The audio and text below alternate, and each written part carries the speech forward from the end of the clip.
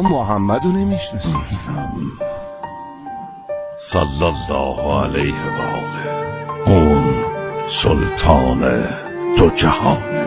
خیلی پول داره؟ بعضی شبا گشنه میخوابید، به لباسش وصله میزد، شکم خودشو با چند تا خرما و شیر سیر میکرد. چرا بهش سلطان میگی؟ چیزی که نداشت، شکمش هم که نمیتونه سیر کنه.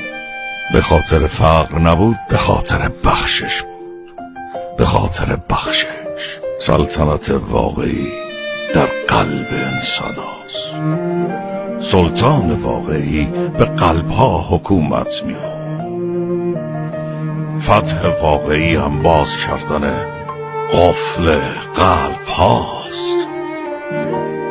اون چنین سلطانی بود، مهربان بود. اون خوشقلب بود، نگران امتش بود.